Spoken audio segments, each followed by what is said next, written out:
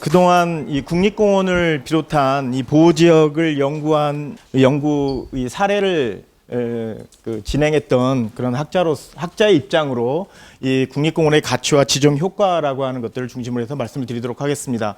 먼저 이 국립공원의 제도와 가치, 이 국립공원 제도도의 배경과 역사, 그리고 한국국립공원 이 보호관리 50년, 올해가 52년째 되는 해인데요. 이 50년을 결산하는 의미란 말씀드리고 21세기의 국립공원의 지정 의미와 효과 이런 순으로 말씀을 드리도록 하겠습니다.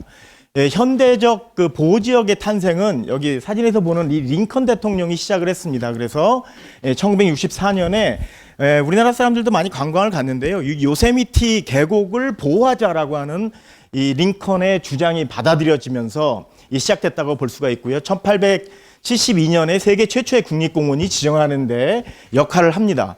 이 국립공원은 원래는 이런 그 요세미티 지역이 특권 계층의 관광만 이루어졌던 곳이었는데 이 링컨의 생각은 뭐냐면 다수 국민이 이 자연을 체험할 수 있는 기회를 제공하자라고 하는 의미를 담았고, 또 하나는 관광객 증가에 따른 훼손 영향을 어떻게 하면 극복할 것인가라고 하는 것이 링컨의 생각이었다라는 말씀을 드리고 싶습니다. 앞서 말씀드린 대로 1872년에 국립공원 제도가 도입됐죠. 이 국립공원은 모든 국민이 복리와 즐거움을 위한 공공의 공원이고 여가선용의 장이다, 이렇게 얘기를 하고 있습니다. 이 미국 주재 영국 대사 제임스 브라이스가 1912년에 이런 얘기를 합니다. 미국의 국립공원은 미국이 이제껏 만든 것 중 최고의 아이디어다라는 얘기들을 했다라고 하는 것이고요. 이 미국 국립공원은 세계에서 가장 그 국립공원을 잘 관리하는 그런 나라로 인정받고 있고요. 이 미래 세대의 이용을 위한 곳이다. 그리고 관찰과 건강과 즐거움을 위한 장소이다. 그리고 공원 내 모든 공적, 사적 이해관계자들의 입장을 반영해서 국립공원을 지정하고 운영해야 된다라는 얘기를 하고 있습니다. 이 미국의 이 NPS라고 하는 곳이 국립공원을 관리하는 곳인데요.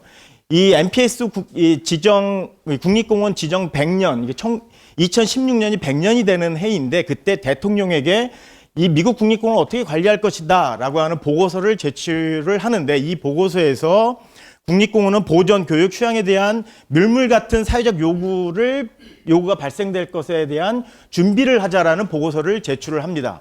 이제 특히 야외 활동과 단절된 어린이에게, 그리고 지구 환경의 변화 시대의 국립공원의 역할들을 강조를 했습니다. 그래서 전 세계 140여 개 국가에서 국립공원 제도를 도입하고 있고요.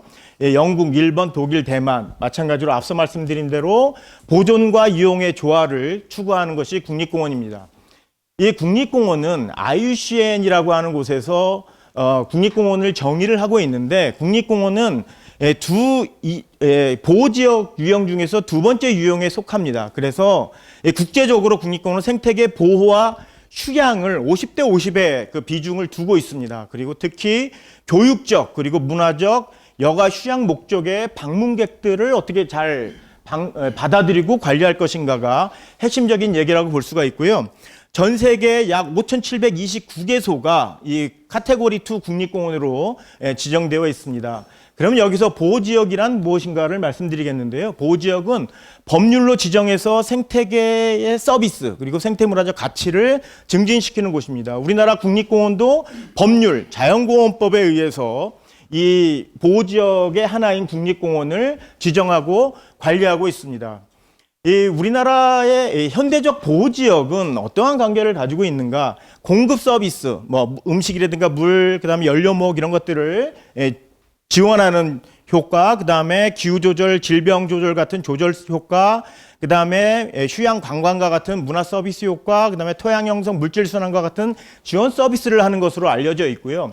보호지역, 국립공원을 비롯한 보호지역의 관리 모델은 이 과거의 모델과 이 근대적 모델 그리고 현대 진행형 모델이 나누어져 있는데, 최근에 이 보호지역은 어떤 그 특성들을 나타내냐면은 앞서 말씀드린 생태계 서비스를 통한 사회경제적 생태적 가치를 증진을 위해서 이해 당사자들과 함께, 그리고 이해 당사자들을 위해서 이들과 같이 운영하는 것을 굉장히 중요하게 생각하고 있습니다. 앞서 말씀드린 대로 우리나라는 자연공원법에 의해서 이 국립공원이 관리되고 있습니다. 자연공원법의 지정 목적은 자연생태계와 자연문화경관을 보존하는 것이고 지속가능한 이용을 도모하는 곳으로서 22개가 지정이 되어 있습니다. 그러면 해외 국립공원은 어떻게 관리되는가? 미국의 국립공원입니다. 전 세계에서 앞서 말씀드린 대로 가장 잘 관리가 되고 있고 미국 국민들이 가장 찾아가고 싶어하는 것이 바로 이 국립공원이고요. 휴양, 교육 그리고 다양한 이 지역 사회의 서비스를 위한 시설들을 설치하고 그것들을 관광객들에게 제공하고 있습니다. 유럽에서 최초로 국립공원을 지정한 나라는 스위스입니다. 1910년대에 지정을 했고요. 아주 자연을 보존하면서 지역 관광 수익을 올리는데 굉장히 중요한 역할들을 하고 있는 것이 스위스의 사례입니다. 우리나라보다 늦게 국립공원 제도를 도입한 것이 독일의 국립공원입니다. 근데 지금 지속적으로 국립공원을 많이 지정하고 있는 나라인데요. 이목경영 위축을 위주로 지정을 반대해왔던 슈바르츠발트 국립공원도 2014년에 지정이 됩니다. 그래서 지역 주민들을 위한 다양한 탐방 활성화 그리고 주변 마을 관광 활성화를 통해서 공원을 더 많이 지정하겠다라고 하는 그 얘기들을 하고 있습니다. 이제 그 중에 한 사례로서 뭐 트리탑 워크 타워 이런 사례를 한번 보여드리겠는데요. 이것은 공원 내는 아니고 공원 바로 인접부에 만든 곳입니다. 연간 35만 명이 이용하고 있고 이용 요금은 12유로입니다. 12유로면 우리나라 돈으로 한 15,000원 정도, 2만 원 정도 되는데요. 그래서 여기 한 30억 정도를 들여서 만들어서 1년 안에 이 투자비를 회수하고 탐방, 안내, 해설, 교육, 체험시설로서 굉장히 큰 인기를 나타내고 있고요. 지금 유럽 전역에서 이 독일에서 만든 이 사례들을 많이 공급하고 있습니다. 공원 내외의 매력적 시설의 설치와 이용으로 인해서 인근 지역마을의 관광객이 증가해서 이 마을에서는 공원 확대를 요구하고 있습니다. 여기가 바이에르시발트 국립공원이고 여기는 그 마을 인접부 외곽의 관광지입니다. 이 쇠퇴하고 있는 이 마을을 살린 것이 국립공원이다. 그래서 공원 확대를 요구하고 있다라는 말씀을 좀 드리고 싶고요. 그래서 결국은 국립공원에 있는 시설은 보호를 하면서 다양한 관광, 휴양 활동을 하도록 하고 있는 것입니다. 이것은 앞서 말씀드린 대로 독일 슈바르츠발트 국립공원 밖에 있는 하나의 시설입니다. 이게 트리탑 타워라고 하는 것이고요. 여기로 올라가려면 1km의 길을 따라서 올라가는데요. 역시 마찬가지로 한 12유로 정도의 요금을 받고 있고 이런 것으로 인해서 관광객을 많이 유치하고 있습니다. 뉴질랜드는 생물의 교유성 회복 그리고 다양성 유지를 위해서 국립공원을 지정하고 있고요. 이와 같이 이 시설들을 잘 정비하고 있습니다. 그리고 이것은 이제 그 탐방 안내소이고 그 안에서 다양한 물품을 팔아서 공원 관리에도 활용하고 있고요. 또 하나는 우리나라 전 세계적으로 레저 스포츠 활동이 가장 야외에서 잘 이루어지는 나라가 뉴질랜드로 인정받고 있는데요.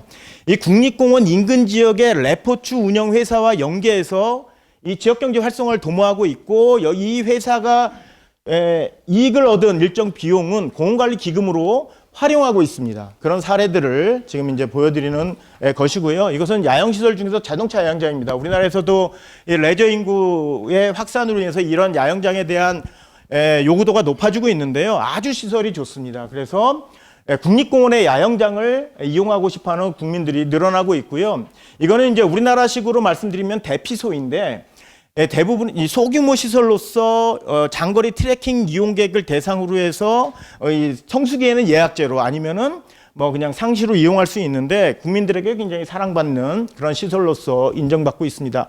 일본 같은 경우에는 우리나라가 일본의 영향을 받아서 국립공원을 지정하고 있는데요. 국립공원 즐기기 극대화 프로젝트를 적극적으로 추진하고 있고 2015년부터 외국인 관광객 유치를 위한 국립공원 활동에 집중하고 있습니다. 그래서 2020년 1,000만 명을 목표로 해서 세계 수준으로 국립공원의 시설을 업그레이드 하겠다. 이야기가 쉬워. 우리나라 거나 우리나라 걸 예를 들어갖고 말을 해야지 뭐. 그리고 이제 국립공원을 브랜드화하기 위한 여러 가지 역할들을 하고 있고요.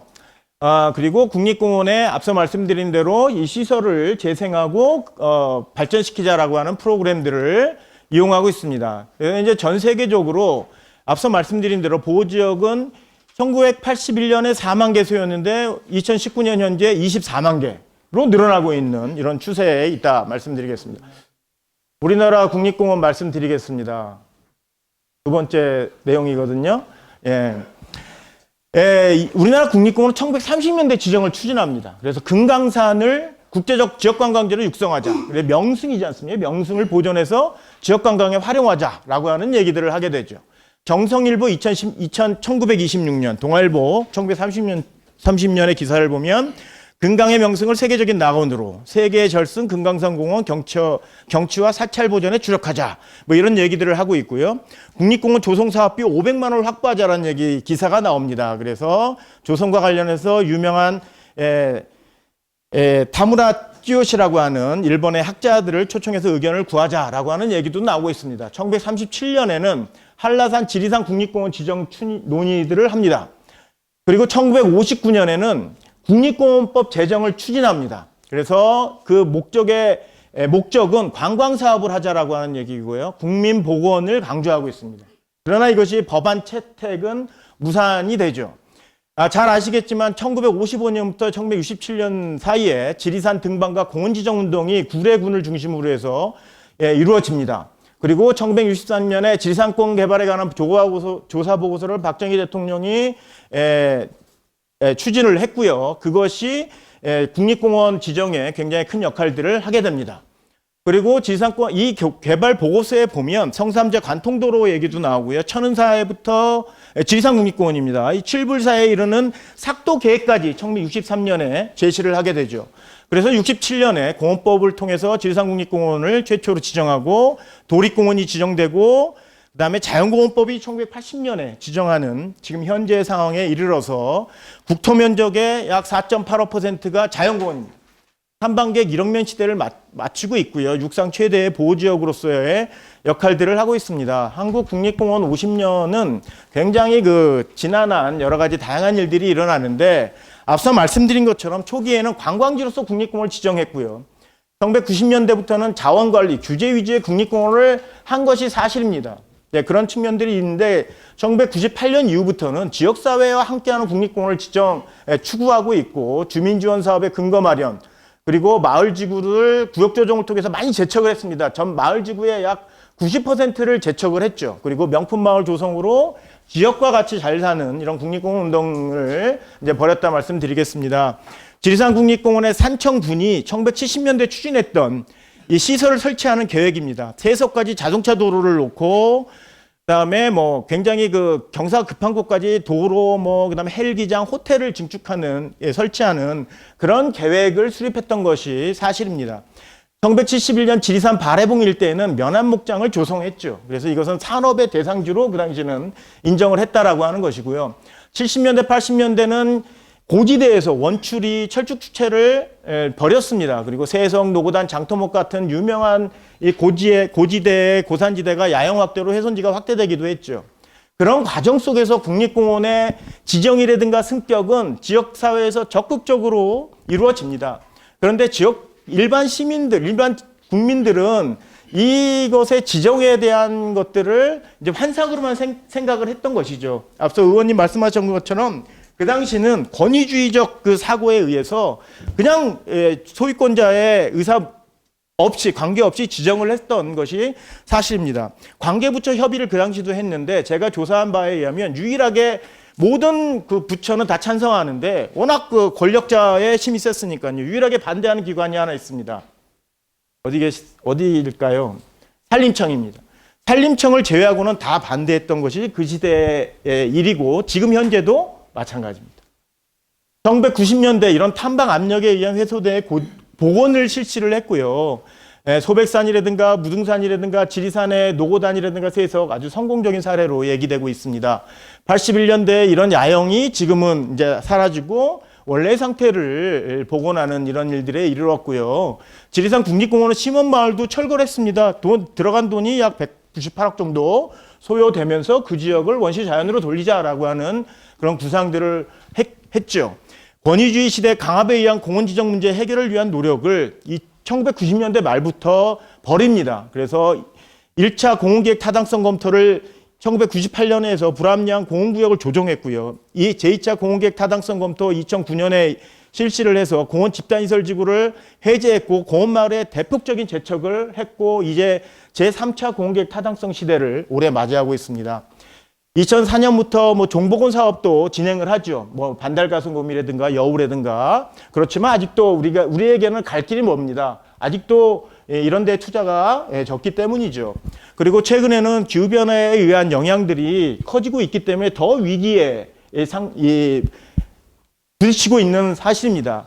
그렇지만 이 정상부를 이용하고자 하는 욕구는 굉장히 큽니다. 그래서 결국은 이것이 생태 환경 훼손을 가중시켜서 해결 과제로 지금 남아있기도 하죠. 이 공원관리청에 따른 국립공원 보존정책의 변화도 바뀌는데요. 건설부 시절에는 시설 관리에 공원 청소에 집중을 하다가 내무부 시절에는 그래도 자연생태계 보존 보건 관리를 시작을 했고 탐방시설, 안내시설을 확충을 했습니다. 이제 환경부 시대에 들어와서는 자연보존의 전문성을 강화하고 복원하고 생태복지 서비스를 강조하고 지역사회 협력을 중요시하고 있다라고 하는 부분에 있어서는 틀림이 없다고 생각을 합니다. 21세기 국립공원의 지정과 효과를 마지막으로 마치도록 하겠습니다. 15분 아직 안 됐기 때문에 이거는 좀 천천히 좀 말씀을 드리도록 하겠습니다. 저는 제가 아까도 말씀드렸지만 저는 이 객관적인 입장으로 지금 말씀을 드리는 것으로서 첫 번째는 이것이 전 세계가 공히 인정하는 것이다. 국립공원은 미래 세대에게 물려줘야 할 자연유산이다라는 것이고요. 그리고 국립공원의 지정을 하면 효과가 있다. 그거는 이제 말씀드리겠습니다. 그래서 자연문화자원이 영속적으로 보존될 수 있도록 노력을 해야 된다라고 하는 것이고요. 국립공원은 이용과 보존 사이에 충돌이 있을 때 이것은 합리적인 의사결정을 해야 되는 것이고요. 이 과정에서 이해 당사자들이 있습니다. 여기 지역 주민들 많이 오셨는데 지역 주민들이죠. 결국은 그런 지역 주민들의 의사를 고려한 결정이 요구된다라고 하는 것인데 그래도 우리 후손에게 진짜 무엇인가 남겨줘야 된다라고 하는 유산으로서의 그 고려는 해야 되는 것이고요. 이제 그런 과정 속에서 보호관리와 지속가능한 이용의 공간으로서 흔들림 없는 원래의 지정 이념에 부합한 관리를 해야 된다라고 하는 것이 저의 생각입니다. 국립공원의 지정은 지역 브랜드 가치를 상승하는 것은 분명히 있습니다. 그래서 지금 많은 도시들이 도립공원이었던 곳, 군립공원이었던 곳을 국립공원으로 승격을 요구했던 것이죠. 70년대, 80년대도 마찬가지입니다. 치악산 도립공원이었다가 치악산 국립공원을 강원도가 승격 요구를 해서 승격이 됩니다. 그리고 화양계곡 도립공원이었다가 속리산 국립공원으로 편입되려고 하는 요구들을 했던 것이죠. 무등산 국립공원도 역시 마찬가지고 태백산 도립공원도 역시 마찬가지로 그렇습니다. 지역 활성화에 기여합니다. 국가기관의 유치를 통해서 일자리 창출의 효과가 있고요. 그 다음에 국가가 예산을 최소 5년 이상 집중적으로 투자하기 때문에 지역경제 생산소득 유발, 고용 파급 효과가 있습니다. 그리고 관광 서비스를 제공할 수 있습니다. 관광 프로그램 활성화를 도모할 수가 있고요. 각종 편의시설들이 설치가 돼서 이것이 지역 주민도 같이 공유할 수 있도록 된다라고 하는 것이죠. 지방 재정의 부담을 감소시킬 수 있습니다. 무등산에 25년 만에 무등산이 지정이 됩니다. 마지막 그 소백산 국립공원, 월출산 국립공원 지정된 이후에 2013년 3월에 지정이 되죠. 2013년부터 2016년까지 평균 148억을 연간 투입했고요. 공원관리 조직의 인력을 도립공원 대비 2.6배, 그 다음에 생물종이 훨씬 더 늘어났죠. 확인을 이제 많이 해서 그렇습니다. 그 다음에 탐방 인프라가 확충이 됐고요. 명품마을이 지정이 됐는데 연평균 1억 원의 공동소득을 창출하고 있습니다. 태백산 국립공원 그 3년 후에 지정이 됩니다. 태백산 국립공원은 3번에 걸쳐서 지정을 추진하다가 2번은 지역주민이 반대해서 무산됐고 3번째 승격이 이루어지는데요. 2017년부터 19년까지 평균 134억 원, 3년간 총 264억 원이 투자됐고요. 훼손지 복원이라든가 무속행위 근절을 위한 뭐 불법 운막 철거라든가 탐방 인프라 구축을 통해서 굉장히 긍정적인 효과를 나타내고 있고요. 이 봉화군과 태백시가 걸쳐 있는데 봉화군의 명품마을을 조성했고요. 이 명품마을이 이제 북쪽에 있는 마을이고 남쪽은 포함이 안 된 마을인데 최근에 제3차 보험구역 타당성 조사를 할 때 우리는 들어가겠다라고 얘기하고 있는 것이 태백산의 사례입니다. 예, 이상으로 마치겠습니다. 고맙습니다.